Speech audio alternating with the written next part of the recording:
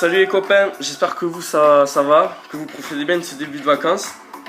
Et pour commencer cette vidéo, déjà je voulais remercier les gens qui ont liké la page, ça fait plaisir.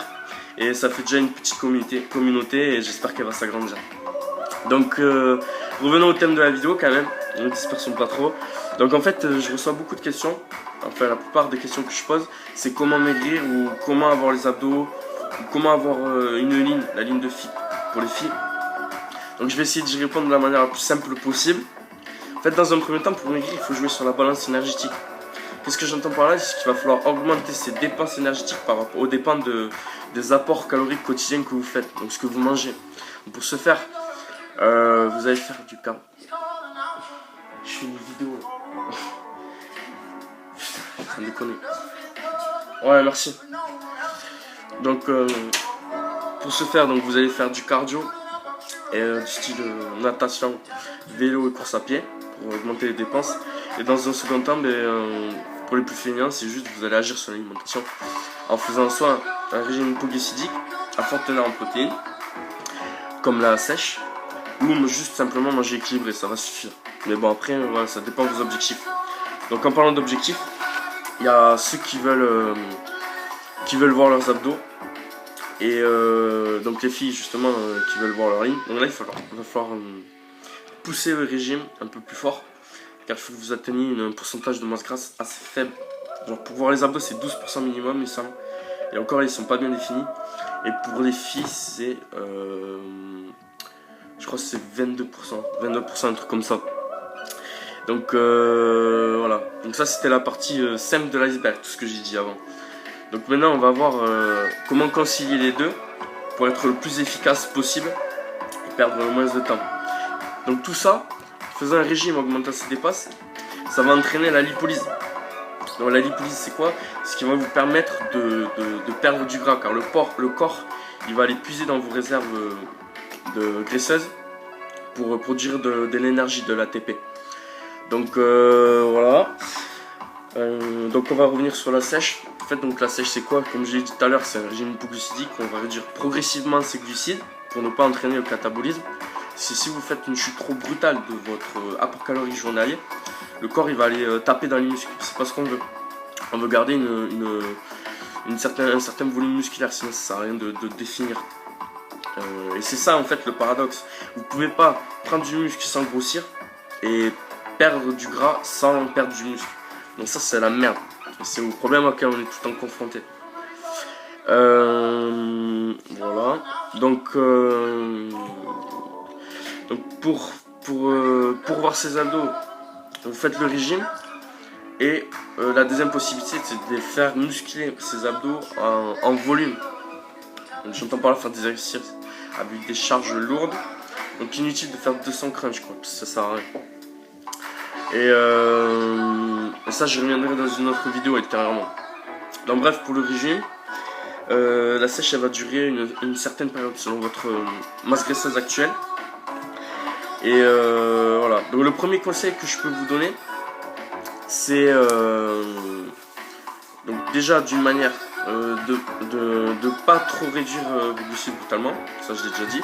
Et dans un deuxième conseil que je peux vous donner, c'est de fragmenter vos repas et ne surtout pas en sauter, parce que sinon ça va ralentir votre métabolisme. Et donc le métabolisme, il faut savoir, c'est 70% de vos dépenses énergétiques, tout ce qui te maintient en vie en gros, c'est le fonctionnement des organes, réchauffement du corps, tout ça, toutes ces conneries, digestion, ça fait 70%.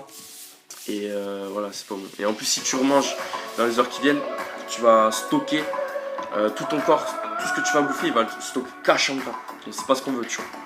Donc évitez de faire de ce conneries. Et troisième conseil que je peux vous donner avant de commencer, ouais ben non c'est bon. Donc en fait quand tu vas donc le top c'est vraiment que c'est de fragmenter, ouais. Et ouais ben, je vais vous présenter l'alimentation qu'il faut avoir hein.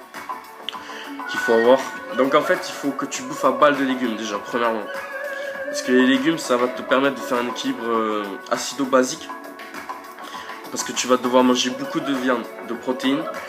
Ah oui, niveau protéines, les top. On est au ministère de la volaille, donc voilà, on déconne pas avec ça. C'est dinde, poulet, la base. Faible teneur en matière grasse et bon, aucun glucide.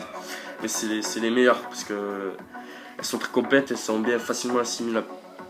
Donc voilà, poulet, poisson, cabillaud, ça, tout ça va falloir en bouffer à balle. Si tu veux manger de la viande rouge, parce qu'il faut, pour les opus, ça augmente leur métabolisme aussi, la viande rouge. Tu vas préférer les viandes à 5% de matière grasse.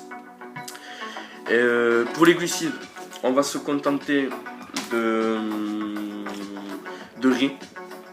Riz, pâte, on va éviter, il y a du gluten dedans, c'est pas bon. Riz, on supprime tout ce qui est pain, tout ça. En fait, tout ce qu'il y a de bon à bouffer que tu manges avant, ben, tu supprimes, c'est tout. Donc on va conserver riz. Pour les petits encas, les gens qui ont besoin, qui sont pas chez eux, ils ont droit au pain complet industriel. Bon, après, c'est pas ce que je recommande, mais bon, si vous pouvez pas faire autrement, ouais. Après, vous avez quoi? Les galettes de riz aussi, bio. Ça, c'est pas mal. Enfin, on va rester dans le riz, tout ce qui est riz. Fruits, il faut manger pas mal, il faut varier. Préférez les bananes, pommes. Banane un peu moins, c'est calorique, mais bon, ça va, vous pouvez y aller, ça reste un fruit quoi. C'est mieux ça qu'aller bouffer un McDo.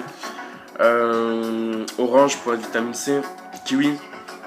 Et